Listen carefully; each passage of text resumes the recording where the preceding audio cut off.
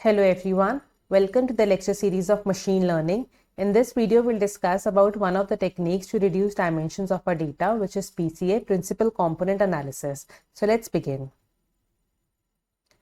So in our last video, हमने देखा था कि जब भी हम लीस्ट स्क्वायर मेथड से अपने डेटा को फिट करते हैं तो हम डेटा को फिट करने के साथ तीन ऑल्टरनेटिव्स को देख सकते हैं जिससे हम अपने डेटा को और बेटर एनालाइज कर पाए.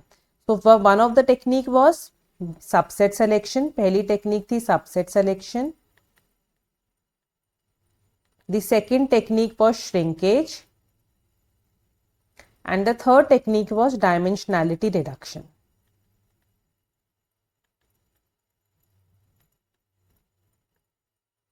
Now subset selection हमने last video में discuss किया था. In this video, let's discuss dimensionality reduction. So dimensionality reduction को हमने बहुत briefly discuss किया था in the last video, which says about कि हमें अगर अपने data के dimensions को reduce करना है. Let's say अगर मेरे data में 4 features हैं, let's say वो 4 dimensional data है, तो 4 dimensional से उसे 2 dimensional में reduce करना, right? और इसको करने के लिए हम एक famous technique use करते हैं, which is PCA, Principal Component Analysis. Now the question is क्यों हमें पीसीए की जरूरत है, क्यों हमें डायमेंशनैलिटी रिडक्शन करने की जरूरत है of our data. So now before discussing कि पीसीए होता कैसे क्या है और उसको करते कैसे हैं, पहले ये डिस्कस करते हैं कि हमें क्यों जरूरत है पीसीए की. Why do we need PCA, right? Now इस क्वेश्चन को आंसर करने के लिए let's say if I have a data set जिसके अंदर बहुत सारे फीचर्स हैं. मेरे पास एक डेटा सेट है जिसके अंदर बहुत सारे फीचर्स है. लेट्स से अगर हम कोई रियल लाइफ एग्जांपल लेते हैं, लेट्स से मेरे पास स्टूडेंट का रिकॉर्ड है कोई. अब स्टूडेंट के रिकॉर्ड में मेरे पास क्या क्या फीचर्स गिवन है या क्या क्या कैरेक्टरिस्टिक्स गिवन है.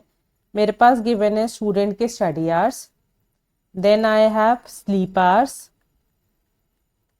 Then I have next feature as attendance, then the next feature that I have is practice test, then the next feature that I have is let's say coaching hours. ठीक है, so let's say ये मेरे पास student data के कुछ features available है, right? Now बहुत सारे features हैं. टोटल कितने फीचर्स हैं हमारे पास? यहाँ पे टोटल 5 फीचर्स हैं, right? Now too many dimensions to visualize और अंडरस्टैंड टुगेदर. अगर हम देखे जाए तो इस डेटा में हमारे पास बहुत सारे डायमेंशंस हैं, बहुत सारे फीचर्स हैं इस डेटा को समझने के लिए, राइट? तो अगर ये तो यहाँ पे तो सपोज मेरे पास 5 मैंने डायमेंशंस ले लिए या 5 फीचर्स ले लिए. अगर लेट्स से मेरे पास नंबर ऑफ फीचर्स, इसी में मेरे पास 5 फीचर्स और होते, total number of features student record के मेरे पास है लेट्स से 10, राइट? तो अगर मैं 10 फीचर्स है मेरे पास 1 2 3 4 5 6 7 8 9 10, राइट? अगर मैं इन 10 फीचर्स को आपस में एक दूसरे के साथ एनालाइज करना चाहूँ इन 2 डायमेंशन में, लेट्स 2 डायमेंशन का क्या मतलब है? अगर मैं एट अ टाइम सिर्फ 2 ही फीचर्स को देखूं तो लेट्स से पहले मैंने 1 का 2 के साथ देखा, 1 का देन 3 के साथ, 1 का 4 के साथ, 1 का 5 के साथ, 1 का 6 के साथ, 7 के साथ, 8 के साथ, 9 के साथ, 10 के साथ, देन 2 का 3 के साथ, 2 का 4 के साथ, 2 का 5 के साथ, so on. Similarly for the remaining features, right? So basically total कितने मेरे पास 2D plots आ जाएंगे? The number of 2D plots that I will get is 10 into 10 minus 1 divided by 2, which is total 45 plots, right? तो अगर मुझे इस data को 2 dimension में view करना है तो मुझे टोटल 45 प्लॉट्स की रिक्वायरमेंट है, राइट? तो पीसीए क्या मदद करता है हमारा? पीसीए मुझे हेल्प करता है कि मैं इन डायमेंशंस को रिड्यूस कर पाऊं, रिड्यूस डायमेंशंस. बट डायमेंशंस को रिड्यूस करने का ये मतलब नहीं है कि हमारी इंफॉर्मेशन कुछ लॉस्ट हो रही है. हम डायमेंशंस को इस तरीके से रिड्यूस करते हैं such that I have the maximum information available. तो reduce dimensions while keeping maximum information,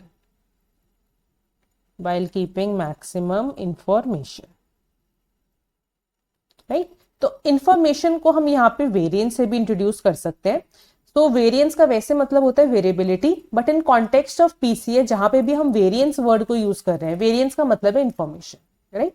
तो हमें पीसीए क्यों जरूरत पड़ी इस टेक्निक की, क्योंकि हमें ये हेल्प करता है कि हम डेटा को जब भी एनालाइज कर रहे हैं या व्यू कर रहे हैं तो हम उसको के डायमेंशंस को रिड्यूस कर पाए, बट इस तरीके से करें सच दैट हमें मैक्सिमम इंफॉर्मेशन उस डेटा से अकम्प्लिश हो, राइट। तो बेसिकली अगर हम सिंपल वर्ड्स में देखें पीसीए का क्या मतलब है, तो पीसीए बेसिकली मींस, पीसीए का मतलब है फाइंड न्यू फीचर्स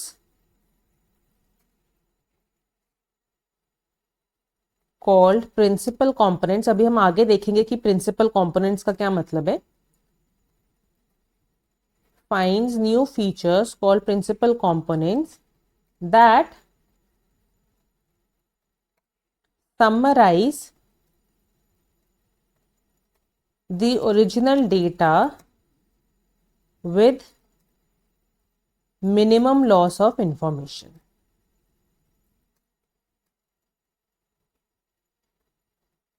राइट।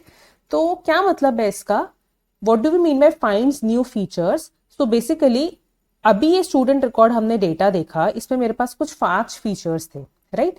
तो अगर मैं इस डेटा को एनालाइज करने के लिए इस पे पीसीए टेक्निक लगाऊं, राइट, तो पीसीए क्या करेगा, इन 5 डायमेंशंस को, इन 5 फीचर्स को रिड्यूस कर देगा कुछ लेट्स से 2 फीचर्स के अंदर, सच दैट मेरे पास जो मैक्सिमम इंफॉर्मेशन इस डेटा को एनालाइज करने के लिए अचीव हो जाए, राइट। तो कैसे न्यू फीचर्स इंट्रोड्यूस करेगा, लेट्स से अगर मेरे पास स्टूडेंट्स के डेटा में एक और फीचर है लेट्स से मार्क्स, मार्क्स भी लेट्स से मेरे पास अलग अलग सब्जेक्ट्स के मार्क्स स्कोर्स हैं, मेरे पास साइंस के मार्क्स हैं स्टूडेंट के, ये मेरा एक फीचर हो गया। मेरे पास मैथ्स के मार्क्स हैं, ये मेरे पास एक दूसरा फीचर हो गया। मेरे पास लेट्स से बायो के मार्क्स हैं, ये मेरे पास एक थर्ड फीचर हो गया, राइट। तो ऐसे मेरे पास बहुत सारे फीचर्स हैं। पीसीए क्या करेगा, instead of individually seeing the subject marks, वो एक new category, new feature introduce कर देगा let's say academic score, right. तो इन सारे सब्जेक्ट्स के मार्क्स को उसने एक नए फीचर से इंट्रोड्यूस कर दिया, एकेडमिक स्कोर, जिसके अंदर सारे सब्जेक्ट के मार्क्स की इंफॉर्मेशन है, राइट। तो यही पीसीए करता है, न्यू फीचर्स को फाइंड करता है जिनको हम कहते हैं प्रिंसिपल कंपोनेंट्स, जो आपके ओरिजिनल डेटा को समराइज करता है and with minimum loss of information, such that हमारे डेटा की इंफॉर्मेशन कुछ लॉस नहीं हो, बल्कि न्यू फीचर से हम डेटा के डायमेंशंस को रिड्यूस होने के बाद और बेहतर उसको समझ पाए। So this is what the PCA do. तो अगर हम PCA की कुछ कैरेक्टरिस्टिक्स देखें तो PCA क्या है, PCA is an, so let's say now let's discuss the features of PCA. सबसे पहला आता है PCA क्या है, मेरी अनसुपरवाइज लर्निंग टेक्निक है। अनसुपरवाइज लर्निंग, क्यों अनसुपरवाइज लर्निंग है, बिकॉज यहाँ पे मेरा कोई आउटपुट वेरिएबल नहीं होता, right. Supervise variable, supervise learning की तरह यहाँ पे मेरे पास कोई आउटपुट वेरिएबल नहीं है, I have no output variable. हम सिर्फ डेटा की डायमेंशनैलिटी को रिड्यूस कर रहे हैं by combining original features into new features. तो कोई स्पेसिफिक हमें इससे आउटपुट नहीं मिल रहा, बस डेटा की डायमेंशनैलिटी रिड्यूस हो रही है। So that is why it is an unsupervised learning technique. It creates new variables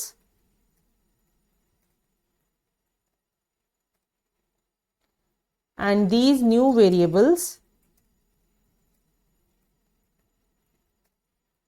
are first, ये जो न्यू वेरिएबल्स मेरे होते हैं ये लीनियर कॉम्बिनेशन होते हैं of the original variables, linear combination of old variables, and आपस में ये वेरिएबल्स क्या होते हैं, अनकोरिलेटेड होते हैं। क्या मतलब है इस बात का कि अनकोरिलेटेड है एंड लीनियर कॉम्बिनेशन है, अब आगे जब हम इक्वेशंस को डिस्कस करेंगे तब इसकी बात करेंगे। अभी के लिए हम सिर्फ इतना ध्यान रख लेते हैं, अनसुपरवाइज लर्निंग क्यों, ये हमने देख ही लिया, क्योंकि कोई आउटपुट वेरिएबल यहाँ पे नहीं होता। न्यू वेरिएबल्स को क्रिएट करते हैं, अभी हमने पीछे देखा कि पीसीए क्या करता है, ओरिजिनल फीचर्स को कंबाइन करता है न्यू फीचर्स में, और ये जो न्यू फीचर्स होंगे या न्यू वेरिएबल्स होंगे ये होते हैं आपके linear combination of old variable, जो भी मेरे ओल्ड वेरिएबल्स है उन्हीं का लीनियर कॉम्बिनेशन होता है, राइट। एंड आपस में क्या वेरिएबल्स होंगे, अनकोरिलेटेड होंगे। अनकोरिलेटेड को हम ऐसे भी समझ सकते हैं, क्यों अनकोरिलेटेड होंगे, क्योंकि जितने ज्यादा वेरिएबल्स आपस में अनकोरिलेटेड होंगे उतनी ज्यादा हम मैक्सिमम इंफॉर्मेशन को अचीव कर पाएंगे।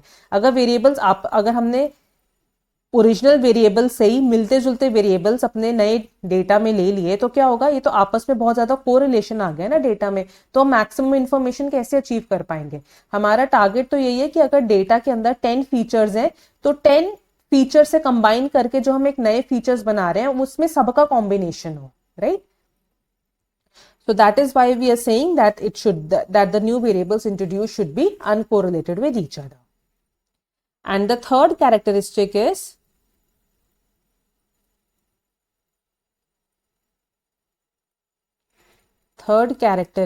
है that they are ordered by importance. Ordered by importance. इसका क्या मतलब है कि हम डेटा को ऑर्डर करते हैं on the basis of its variance. Variance का यहाँ पे मतलब है इंफॉर्मेशन, वेरिएंस का यहाँ पे कोई वेरिएबिलिटी का मतलब नहीं है। वेरिएंस सिंपली मीन्स यहाँ पे मैक्सिमम इंफॉर्मेशन। तो डेटा को हम इसी तरीके से ऑर्डर करते हैं that I get the maximum information out of it. तो ये मेरे कुछ फीचर्स हैं ऑफ द पीसीए।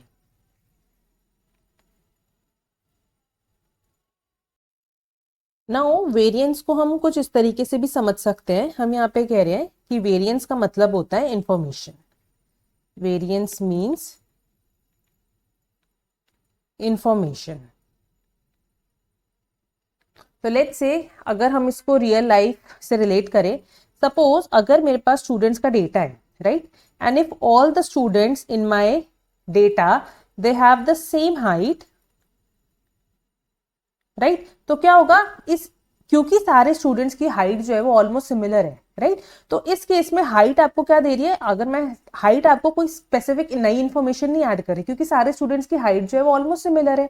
बट अगर मैं क्या हूं, स्टूडेंट्स के जो मार्क्स को अगर मैं कंपैरिजन में लूं तो ऐसा रेयर होगा कि सारे स्टूडेंट्स के जो मार्क्स है वो भी सेम हो, राइट। हाइट एक बार सेम हो सकती है बट मार्क्स सेम नहीं होंगे because marks they vary a lot, right. So क्योंकि ये बहुत ज्यादा वेरी कर रहे हैं, so that is why this we say that marks carry more useful information compare to height, carry more useful information in comparison with height.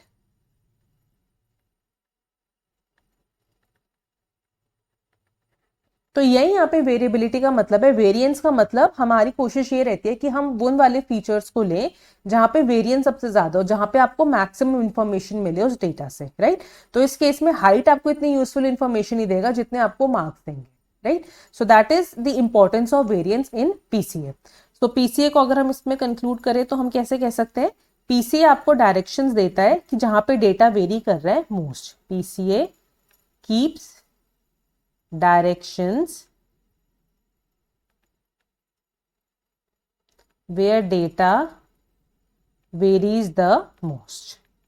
अभी हम जैसे जैसे इसका मैकेनिज्म समझेंगे तब हमें बात समझ में आएगी कि क्या मतलब है इसका कि PCA keeps directions where data varies the most. अभी बस हम इसको नोट करके रख लेते हैं कि this is how it happens. Now coming to how PCA works, principal component analysis।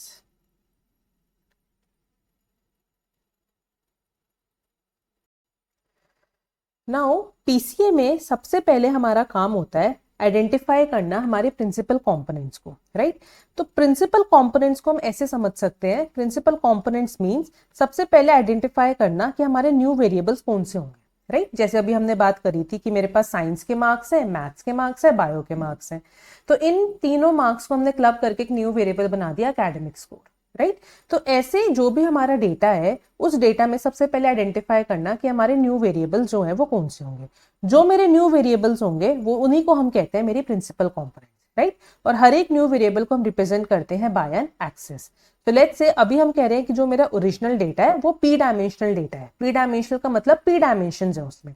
Let's say मेरे पास एक डायमेंशन ये है, एक डायमेंशन ये, एक डायमेंशन ये, एक डायमेंशन ये है, एक डायमेंशन ये है, एक डायमेंशन ये है, ऐसे मेरे पास पी डायमेंशन है currently.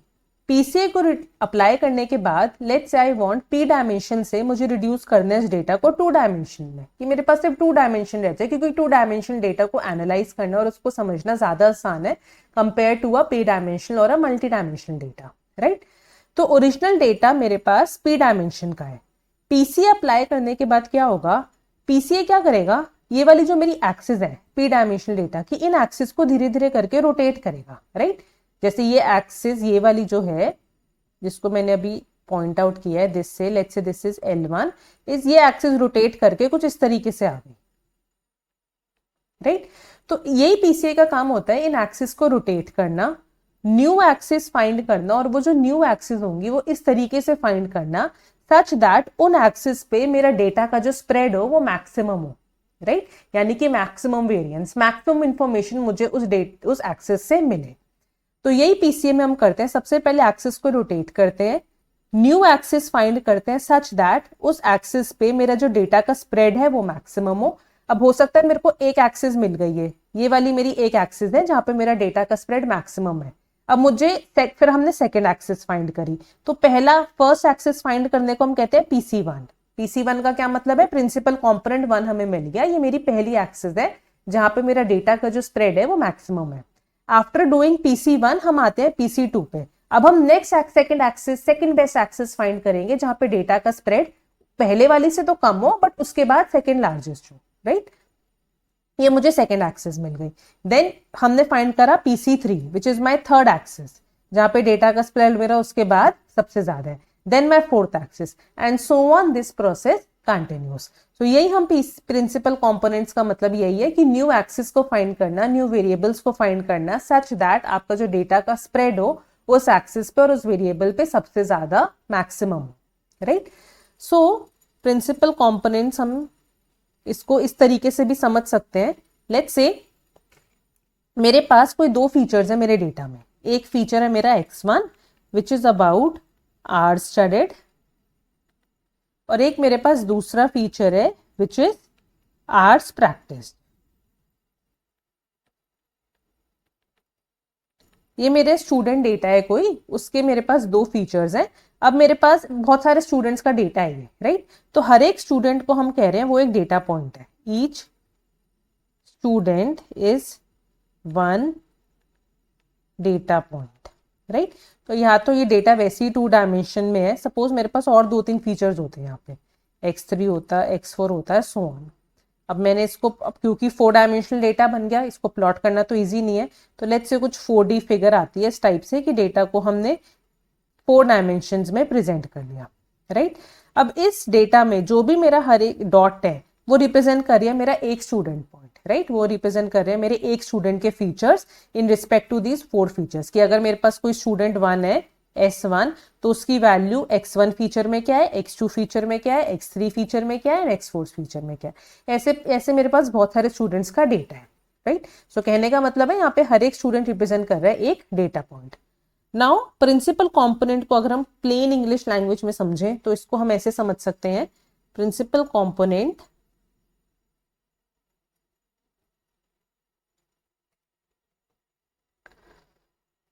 principal component is just a new variable. This new variable is made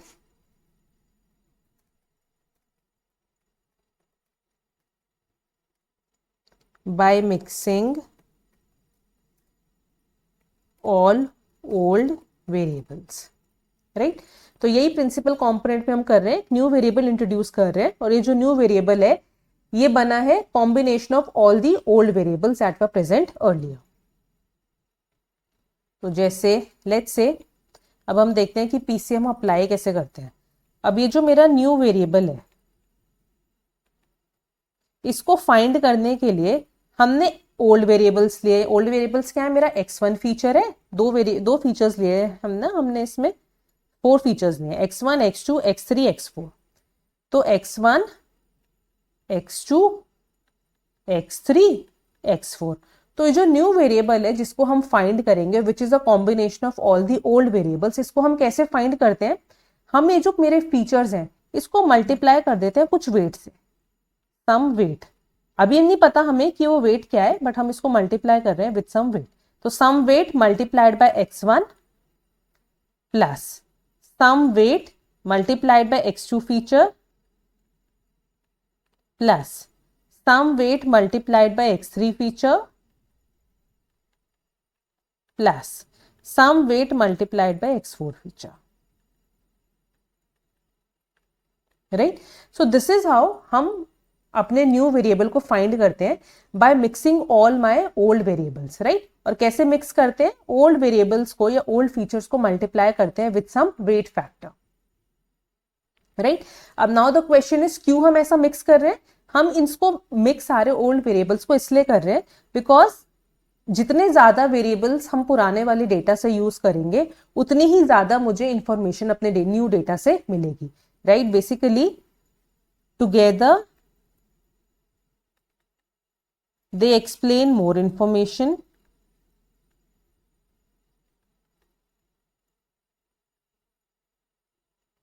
than individually. अगर मैं इस न्यू वेरिएबल को क्रिएट करने के लिए सारे पुराने फीचर्स को नहीं लूं, सिर्फ कुछ ही फीचर्स लूं, तो क्या होगा? इंडिविजुअली तो ये फीचर्स मुझे कम इंफॉर्मेशन देंगे, पर जब मैं इनका कॉम्बिनेशन लूंगी तो नेचुरली मुझे ज्यादा इंफॉर्मेशन उससे मिलेगी। और यही हमारा पर्पस होता है पीसीए में कि मैक्सिमम वेरिएंस, मैक्सिमम इंफॉर्मेशन को अचीव करना, राइट? सो इसीलिए हम सारे पुराने वेरिएबल्स को मिक्स करते हैं अपने न्यू वेरिएबल को क्रिएट करने के लिए, so that individually they will not be able to give us as much information as they will be able to give us collectively. Now let's see how do we find these principal components. How to find these principal components. तो अब तक हमने देख लिया कि PCA technique क्या होती है। पीसीए टेक्निक हम करते कैसे हैं? उसके लिए पहले हमें प्रिंसिपल कंपोनेंट्स फाइंड करने होते हैं। प्रिंसिपल कंपोनेंट्स का मतलब न्यू वेरिएबल्स या न्यू एक्सेस फाइंड करना, इस तरीके से फाइंड करना सच दैट उन एक्सेस पे डेटा का जो स्प्रेड हो वो मैक्सिमम हो। तो सबसे पहले हम इसको अलग अलग फेजेस में करते हैं। सबसे पहले हम PC1 करते हैं जहां पे मुझे फर्स्ट एक्सेस मिलती है, जहां पे डेटा का स्प्रेड मैक्सिमम हो। देन हम PC2 नेक्स्ट फेज पे जाते हैं जहां पे नेक्स्ट बेस्ट स्प्रेड मुझे मिले। देन हम PC3 एंड सो ऑन हमें करते जाते हैं। और ये जो मेरी न्यू वेरिएबल्स है या न्यू एक्सेस है, इनको हम कहते हैं principal components. Now let's see mathematically कि इन प्रिंसिपल कॉम्पोनेंट्स को या न्यू वेरिएबल्स को कैसे फाइंड करते हैं। तो how to find these principal components. तो सबसे पहले हम बात करते हैं फर्स्ट प्रिंसिपल कंपोनेंट की, which is PC1। First principle component which is PC1। Now let's write the equation for this. Mathematic equation इसकी क्या होती है? PC1 की मैथमेटिक इक्वेशन होती है Z1 equals to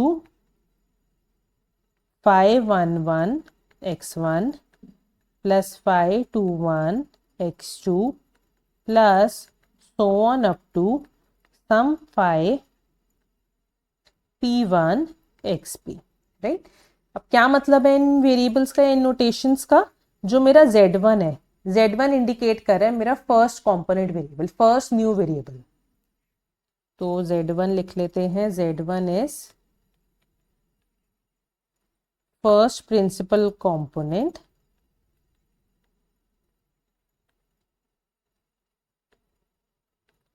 new variable. ये जो हमने यहाँ पे 5 लिखे हैं, 511 से 521 5P1, ये क्या है? ये है मेरी लोडिंग्स कह लो या वेट कह लो। अभी हमने पीछे देखा था ना कि हम जो भी फीचर्स है उसको मल्टीप्लाई करते हैं विद सम वेट। तो ये जो वेट है ये इंडिकेट हो रहा है बाय दिस 5। तो ये जो 511 521 है ये इंडिकेट कर रहा है लोडिंग्स और दी वेट। अब हम इसको यहां से भी देख सकते हैं। अभी स्टार्टिंग में हमने इंट्रोड्यूस किया था जब हम पीसीए के बारे में पढ़ रहे थे कि जो भी हमारा डेटा होता है वो लीनियर कॉम्बिनेशन होता है, राइट? यही हमने पीसीए में देखा था। पीसीए में हमने देखा था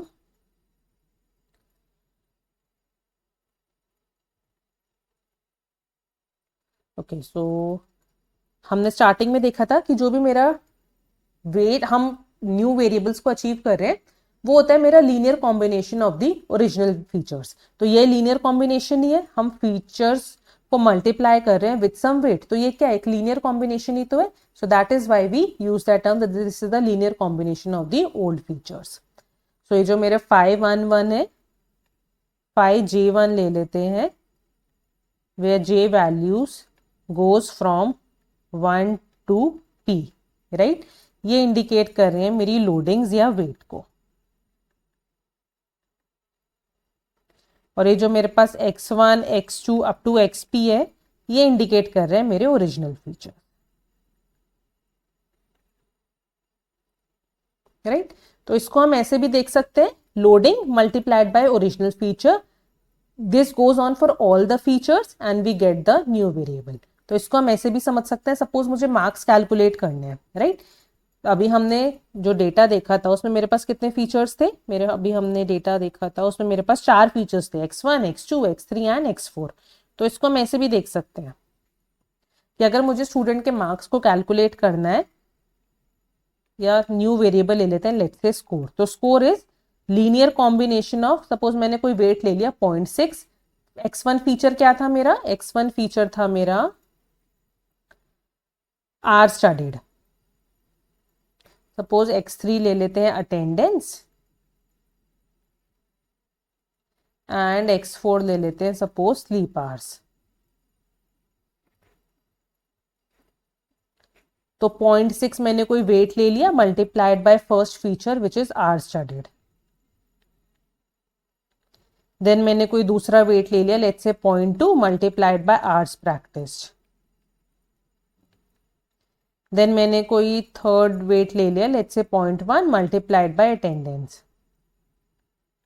देन मैंने फोर्थ वेट ले लिया, let's say 0.2 multiplied by sleep hours, right. तो दिस इज हाउ मुझे मिलेगी अपने न्यू वेरिएबल स्कोर की value which is a linear combination of all the original features. तो यही एग्जैक्टली काम पीसीए कर रहा है, ठीक है। हम लोडिंग को मल्टीप्लाई कर रहे हैं with the original features in order to get my new variable.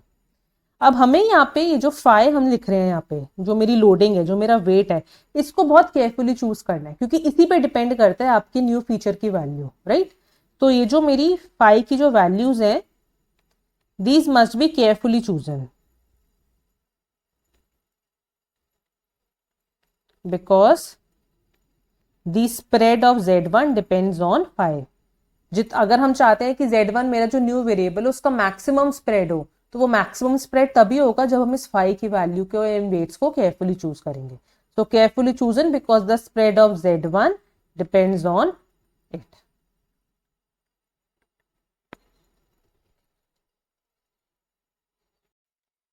तो नाउ हियर यही चीज हम एक्सप्लेन कर रहे हैं कि हम वेट्स को क्यों चूज कर रहे हैं, why do we choose these weights which are indicated by this phi variable, क्योंकि we want maximum spread, that means maximum information from our data.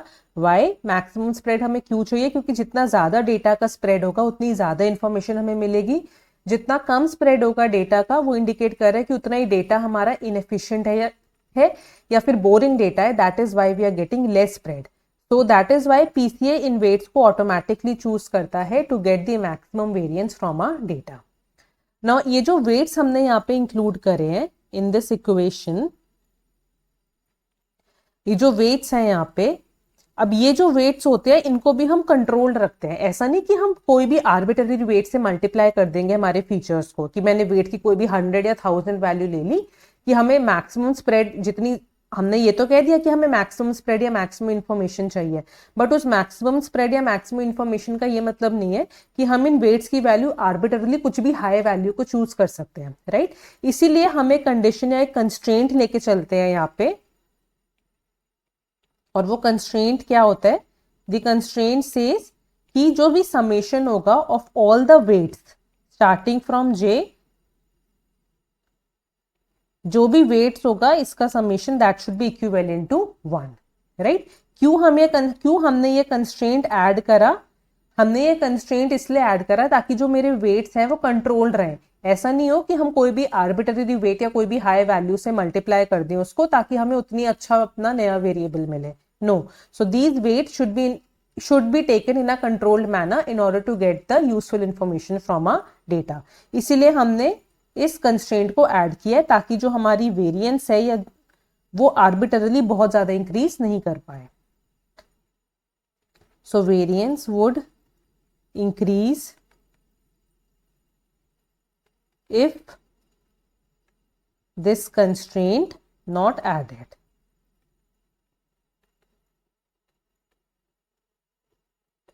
So यही पर्पस होता है इस कंस्ट्रेंट को ऐड करने का, ताकि जो डेटा है वो मेरा कंपेरेबल और मीनिंगफुल रहे। नाउ इसी में हम एक न्यू इक्वेशन पे आते हैं। अभी तो हमने निकाला था अपने न्यू वेरिएबल को। नाउ अब हम क्या निकाल रहे हैं, अब हम निकाल रहे हैं ZI1 511 XI1 521 XI2 so on up to 5P1 XIP. Now what do we mean by this equation now? तो बेसिकली इस इक्वेशन का क्या मतलब है, अभी तो हमने क्या देखा था, अभी हमने जनरलाइज कर दिया था ये सारे फीचर्स को। अभी जो हमने लास्ट इक्वेशन लिखी थी विच वॉज दिस वन, यहाँ पे हमने क्या लिखा था, Z1 which is my new variable, और इस न्यू वेरिएबल की वैल्यू X1 फीचर के लिए, X2 feature, so on up to XP features. Now let's say अगर मेरे पास ये स्टूडेंट डेटा कोई गिवन है, this is my student data, ये मेरा X1 फीचर की वैल्यू, X2 फीचर की वैल्यू, X3 फीचर की value, so on up to some XP feature, और यहाँ पे रो वाइज मेरे को स्टूडेंट्स गिवन है। ये मेरा स्टूडेंट S1 की X1 फीचर के लिए क्या वैल्यू, X2 के लिए, X3 के लिए, XP के लिए। देन स्टूडेंट 2 की प्रैक्टिस, जैसे अगर मैं एग्जांपल ले लूं, X1 को मैंने ले लिया आर्ट्स स्टडेड,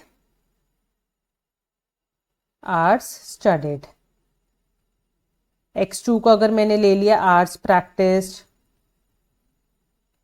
X3 को अगर मैंने ले लिया लेट्स से अटेंडेंस, सो ऑन, कुछ भी फीचर्स हम ले सकते हैं। तो स्टूडेंट S1 की क्या वैल्यू है, फीचर 1 के लिए, 2 के लिए, 3 के लिए, so on up to P feature, then student 2 की value, then student 3 and so on. तो ये जो मेरी Z1 वाला वेरिएबल था जो हमने लास्ट इक्वेशन में देखा था, वो तो जनरल वेरिएबल था। अब हम इंडिविजुअली देख रहे हैं, तो ये I का इंडिकेट कर रहा है, तो बेसिकली I यहाँ पे इंडिकेट कर रहा है स्टूडेंट डेटा, राइट। तो किसी भी स्टूडेंट I की डेटा की क्या वैल्यू है फॉर, जब हम इन उसकी लोडिंग को मल्टीप्लाई करते हैं उसके फीचर 1 की वैल्यू के साथ, देन उसकी लोडिंग को मल्टीप्लाई करते हैं फीचर 2 की वैल्यू के साथ, एंड सो ऑन। तो ये जब हम सारा कर लेंगे, ये एक इक्वेशन में सब्स्टिट्यूट करने के बाद ये मुझे दे देगा ZI1। देन स्टूडेंट 2 के लिए ये मुझे दे देगा Z, इसको I की जगह लेट्स से स्टूडेंट 1 ले रहे हैं तो Z11 ही ले लेते हैं। तो जो फर्स्ट रो की वैल्यू होगी वो मुझे दे देगी Z11। सिमिलरली सेकंड रो की वैल्यू मुझे क्या दे देगी, Z21। थर्ड स्टूडेंट के लिए वैल्यू मुझे मिल जाएगी Z31। फोर्थ स्टूडेंट के लिए वैल्यू मुझे मिल जाएगी Z41। तो लाइक दिस। तो ये जो इक्वेशन है ZI1, ये आपकी जनरलाइज्ड इक्वेशन है, राइट। तो बेसिकली ये इंडिकेट कर रहा है फॉर दैट पर्टिकुलर स्टूडेंट क्या वैल्यू आएगी, राइट। तो जब हम ये सारी इस इक्वेशन को सॉल्व कर लेते हैं, हमें सारे स्टूडेंट्स की डेटा मिल जाएगी, देन हम इसमें से अपनी मैक्सिमम वैल्यू को चूज करेंगे in order to optimize my data, right. तो अभी हम वो ऑप्टिमाइजेशन इक्वेशन भी देखते हैं। तो ये मतलब है ZI1। ZI1 का क्या मतलब है, स्टूडेंट I की क्या वैल्यू है for these features, then student I2 के लिए, देन स्टूडेंट 3 के लिए, देन स्टूडेंट 4 के लिए, देन स्टूडेंट 5 के लिए। तो I यहाँ पे बेसिकली स्टूडेंट को इंडिकेट कर रहे हैं, right.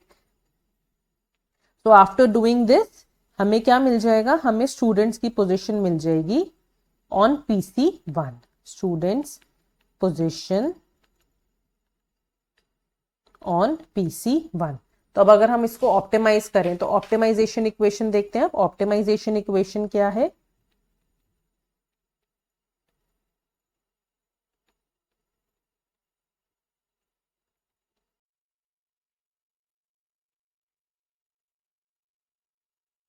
phi j equals to 1 to P phi of J1। ये 1 2 सबसे, ये जो इसका ये वाला लेफ्ट हैंड वाला पोजीशन है ये वेरी कर रहा है, राइट। तो इसको हमने इंडिकेट कर लिया J से, multiplied by the feature, right.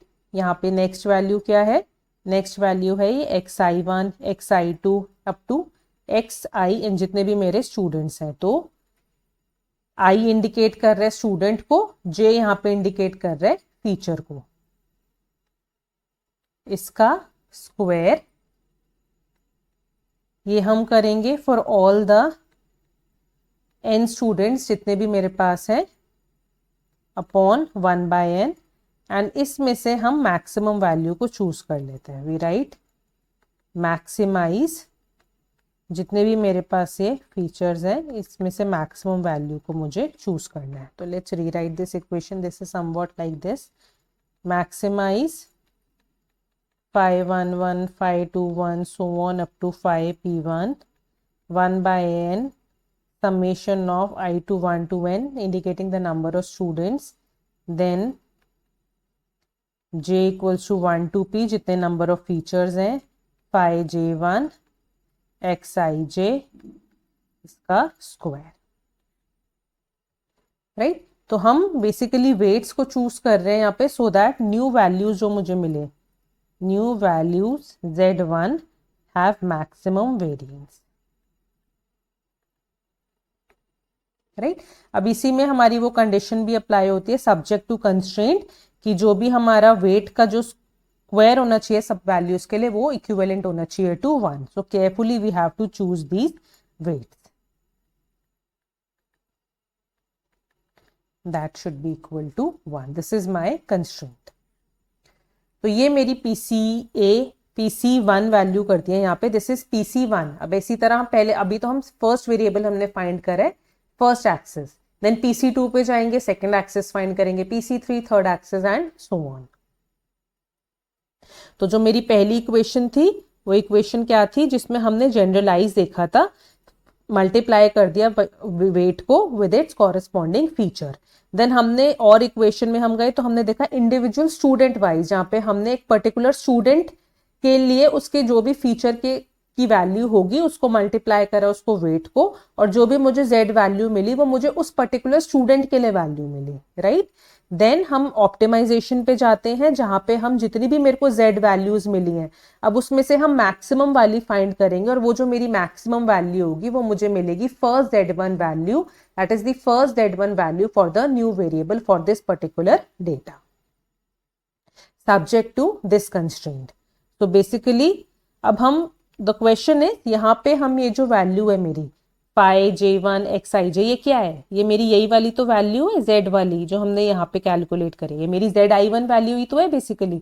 zi1 मुझे मिलेगी, then z let's say i की वैल्यू मेरी 1 है तो मेरे को z11 वैल्यू मिल गई. i स्टूडेंट 2 पे गए z21 वैल्यू मिल गई, स्टूडेंट 3 पे गए z31 वैल्यू मिल गई, स्टूडेंट 4 पे गए z41 वैल्यू मिल गई. तो नाउ द क्वेश्चन इज हमें यहाँ पे जब ऑप्टिमाइज कर रहे हैं तो वी कैन सी हमने यहाँ पे स्क्वायर करा है इन सारी z वैल्यूज को. क्यों हमने स्क्वायर करा है, हमने स्क्वायर इसलिए करा है ताकि ऐसा ना हो कि किसी भी दो स्टूडेंट के लिए अगर एक स्टूडेंट के लिए मुझे z1 की वैल्यू मिल रही है लेट्स से -1.2, दूसरे के लिए मुझे मिल रही है +1.2, तो ऐसा ना हो पॉजिटिव और नेगेटिव मिलके आपस में एक दूसरे को कैंसिल कर दें.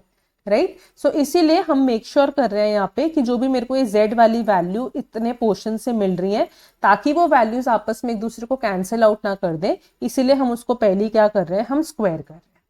Right so this is another thing that we can note over here that we are squaring all the z values and then we are choosing the maximum. जो मुझे maximum value milli that is my maximum variance, या फिर मैं कह सकती हूँ my first z1 value which is accomplished by using the PC1 component. तो basically हम ये भी लिख सकते हैं यहाँ पे PCA यहाँ पे क्या कर रहा है, PCA is simply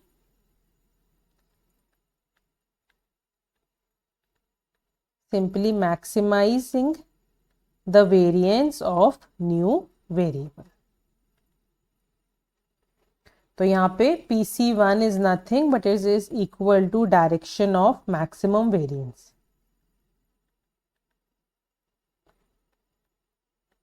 तो अगर मेरे पास मल्टी डायमेंशनल डेटा था तो मुझे सपोज मेरे पास बहुत सारे डायमेंशंस का डेटा था लाइक दिस. ठीक है, और ये मेरी कुछ डेटा को रिप्रेजेंट जो मेरी डॉट्स हैं डेटा पॉइंट्स हैं वो कुछ इस तरीके से हैं जो सारे डायमेंशंस में फैले हुए हैं. Now after doing the PCA तो मुझे एक फर्स्ट डायमेंशन मिल गया अपने डेटा का जो कुछ इस तरीके से जा रहा है जो मेरी फर्स्ट एक्सिस है, और इस एक्सिस के अराउंड मेरा मैक्सिमम स्प्रेड है. अब ऐसी तरह हम सेकेंड लाइन ऑफ एक्सिस देखेंगे जो मुझे नेक्स्ट बेस्ट स्प्रेड देगा. हम थर्ड लाइन ऑफ एक्सेस देखेंगे जो मुझे थर्ड बेस स्प्रेड देगा, 4 देख सकते हैं and so on and so forth. अब आते हैं let's say second principal component पे। सेकंड प्रिंसिपल कंपोनेंट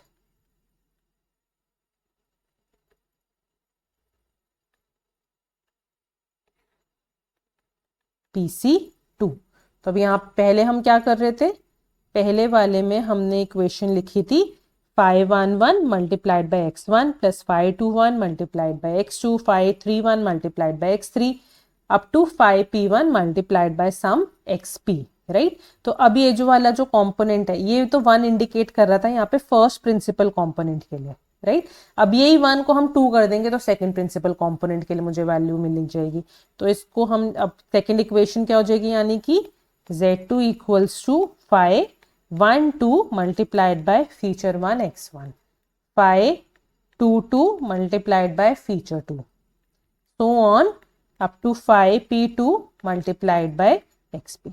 तो ये मेरी सेकंड प्रिंसिपल कंपोनेंट की इक्वेशन आ गई, राइट। तो यहाँ पे वहां पे वो 1 इंडिकेट कर रहा था PC1 को, यहाँ पे 2 इंडिकेट कर रहा है PC2। 3 पे आप जाओगे ये 3 बन जाएगा, 4 पे जाओगे ये 4 बन जाएगा, राइट। पर्पस वही है, बस यहाँ पे इंडिकेट करने का तरीका बस अलग है, टू इंडिकेट कि अब हम PC2 की बात कर रहे हैं। तो यहाँ पे भी हमारी क्या कंडीशंस है PC2 के लिए, PC2 के लिए हमारी कुछ कंडीशंस है।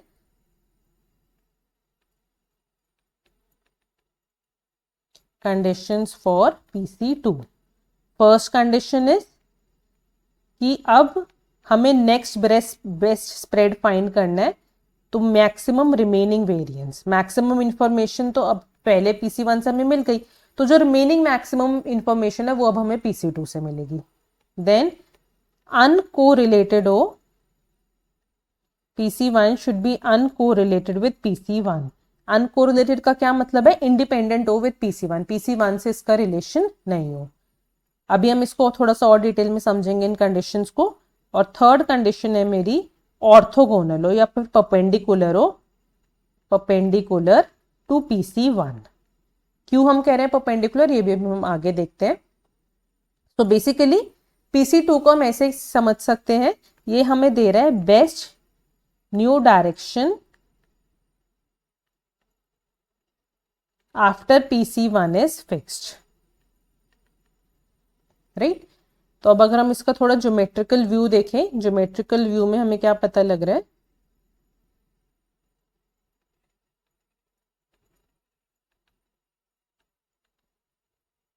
Geometry view. तो PC1 मुझे क्या देता है, PC1 मुझे देता है longest direction of data spread,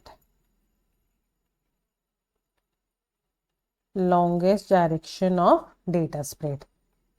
PC2 मुझे क्या देता है, PC2 मुझे देता है second longest but it should B perpendicular. PC3 मुझे इसका नेक्स्ट देगा, next longest and so on. So this is the geometric view of principal component analysis. तो अब एक बार हम समराइज करते हैं हमने क्या क्या देखा इसमें।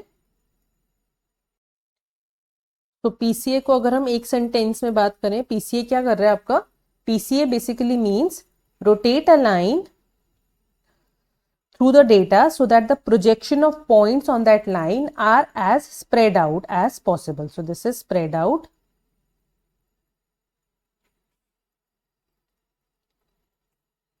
are as spread out as possible. This is what we mean by PCA. तो इसको हम ऐसे भी इमेजिन कर सकते हैं, लेट्स से एक पेज है मेरे पास, दिस इज, ये मेरा नोटबुक का पेज है और इस पे पॉइंट्स जो है बहुत ज्यादा स्कैटर्ड है, points are scattered on a page, right. अब इस पेज पे मैंने एक रूलर रखा, मैंने लेट्स से रूलर रखा लाइक दिस, सबसे पहले मैंने ऐसे रूलर रखा, राइट। तो मेरे इस रूलर के आसपास ये पॉइंट्स जो है वो मेरे स्प्रेड आउट है। देन मैंने इस रूलर को रोटेट कर दिया, रूलर को रोटेट कर दिया और इसको मैंने अब ऐसे प्लेस कर दिया लाइक दिस, तो इसके अराउंड मुझे कुछ स्प्रेड ऑफ पॉइंट्स मिल गया। देन मैंने रूलर को फिर से रोटेट करा तो मुझे ये थर्ड लाइन मिल गई और इसके अराउंड मेरे कुछ पॉइंट्स स्कैटर्ड है, राइट। सो बेसिकली यही हम PCA में कर रहे हैं। सबसे पहले हमने, ये मेरे पॉइंट्स स्कैटर्ड है जो मेरे डेटा पॉइंट्स को इंडिकेट कर रहे हैं, हमने रूलर रखा, हमने पहले रूलर को रोटेट किया, तो जो रोटेट करने के बाद मुझे फर्स्ट पोजीशन मिली वो है मेरी PC1, जहां पे मेरे पॉइंट जो है वो मैक्सिमम स्प्रेड है। तो मुझे रूलर रोटेट करने के बाद कुछ पोजीशंस मिली, उसमें से जो मेरी फर्स्ट पोजीशन होगी, नंबर 1 पोजीशन, वहां पे पॉइंट स्प्रेड है मैक्सिमम, पॉइंट स्प्रेड मैक्सिमम, ये है मेरी PC1। लेट्स से मेरी ये वाली पॉइंट लाइन है जहां पे मेरे पॉइंट जो है वो मैक्सिमम स्प्रेड है। आफ्टर दिस मुझे सेकेंड लाइन मिली जिसके अराउंड मेरे पॉइंट्स स्प्रेड है, वो मेरी है PC2। देन थर्ड स्प्रेड मुझे मिला PC3। तो यही हम करते जा रहे हैं PCA एनालिसिस में कि हम पॉइंट्स ऑफ बेस्ट स्प्रेड वो लाइन फाइंड करते जा रहे हैं जहां पे मुझे पॉइंट्स ऑफ बेस्ट स्प्रेड मिल रहा है, जिससे मुझे मैक्सिमम इंफॉर्मेशन मिल रही है अपने डेटा से, और मेरी डेटा की डायमेंशनैलिटी जो हो रही है रिड्यूस हो रही है। We are going from a higher dimension to a lower dimension. So now एक बार हमने PC1 कर लिया, हमें PC1 मिल गया। So what happens after PC1 is found? What happens after PC1 is found? So basically अब हमने कहा कि चलो हमें PC1 से जो है मोस्ट इंफॉर्मेशन तो हमें मिल गई, अब नेक्स्ट क्या? नेक्स्ट है, नेक्स्ट फाइंड करना है हमें PC2 सच दैट कि जो इंफॉर्मेशन थोड़ी रह गई वो हम बाकी सेकंड PC2 से कवर कर लें। तो PC2 से मेरा टारगेट है पहला मैक्सिमम रिमेनिंग वेरिएंस को फाइंड करना, मैक्सिमम रिमेनिंग वेरिएंस कह लो या मैक्सिमम रिमेनिंग इंफॉर्मेशन कह लो, एंड सेकंड ये परपेंडिकुलर होना चाहिए टू PC1। अभी हमने पीछे जब फीचर्स लिखे थे PC2 के, यहाँ पे भी हमने बात करी थी कि जो PC2 होता है वो ऑर्थोगोनल होता है PC1 के। क्यों हम ऐसा कह रहे हैं ऑर्थोगोनल होगा PC1 के? बिकॉज अगर ऑर्थोगोनल नहीं होगा तो वो रिपीट ही कर देगा सारी इंफॉर्मेशन को। लेट्स से ये जो अभी हमने रूलर वाला एग्जांपल लिया, राइट? तो रूलर वाले एग्जांपल में लेट्स से तो फिर से ड्रॉ करते हैं। सपोज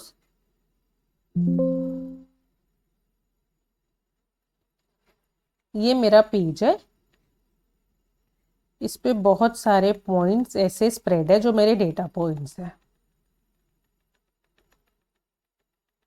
अभी पेज मैंने एग्जांपल ले लिया, बट आइडियली ये एक राइट एग्जांपल नहीं है क्योंकि हम हायर डायमेंशन की बात कर रहे हैं, पेज तो ऑब्वियसली 2 डायमेंशन को ही रिप्रेजेंट कर रहा है। तो लेट्स से मेरे पास कोई डिवाइस है जिसपे मेरा हायर डायमेंशन में डेटा ऐसे विजिबल है। तो PC1 करके मुझे अपनी एक लाइन मिल गई इस तरीके से जहां पे मेरा जो डेटा है वो बेस्ट फिट है, राइट? ये PC1 है।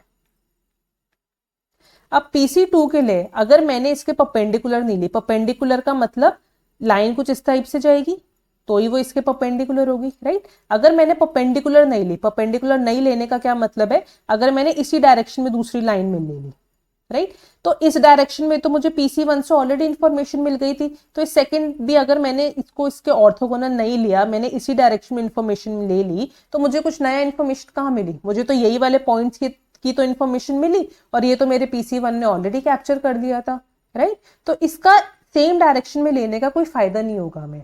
इसीलिए हम कह रहे हैं कि जो PC2 है वो ऑर्थोगोनल होना चाहिए PC1 के, ताकि हमें नेक्स्ट वो रिमेनिंग इंफॉर्मेशन मिल सके जो PC1 से मिस आउट हो गई है। तो यही हम यहाँ पे कह रहे हैं, take PC2 such that maximum remaining variance you can get and it should be perpendicular to PC1 so that we get new information। And हमने एक और कैरेक्टरिस्टिक लिखी थी यहाँ पे PC2 की कि it should be uncorrelated. Uncorrelated यही हमने लिखा था, या it should be uncorrelated with PC1। Uncorrelated का क्या मतलब है विद PC1? कि हमें यहाँ पे न्यू इंडिपेंडेंट इंफॉर्मेशन मिलनी चाहिए विद PC1। क्यों हम ऐसा कह रहे हैं कि जो PC2 है वो अनकोरिलेटेड हो with PC1? Because let's say अगर मैंने कोई डेटा लिया इस टाइप से हाइट एंड वेट,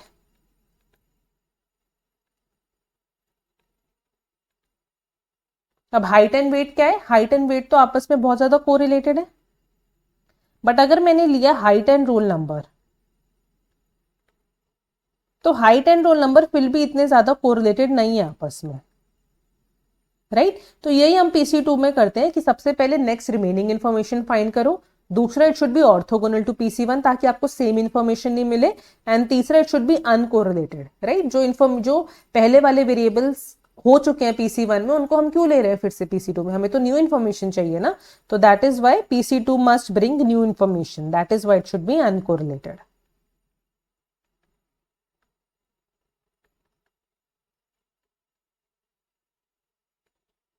राइट। तो अब इन जनरल अगर हम इसको सबको समराइज करें तो हम क्या कह रहे हैं, PCA rotates the coordinate system so that the first axis captures maximum spread, the second axis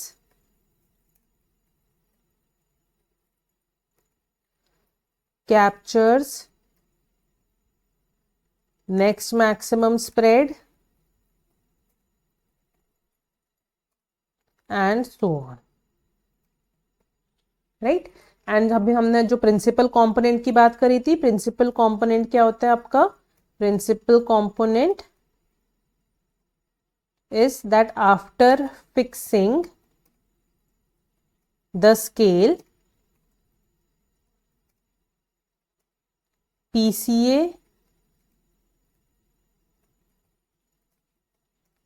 chooses the direction where data varies the most, and that direction becomes my principal component, that direction becomes my principal component।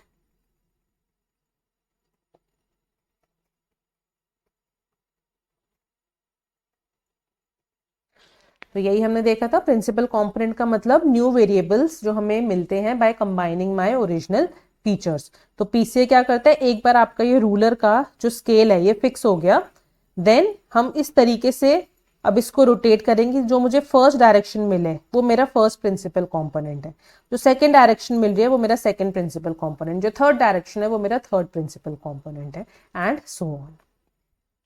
So in general this is what we mean by PCA। इसको थोड़ा और continue करेंगे in our next video. If you like this video then do like and share my video and subscribe my channel. Thank you.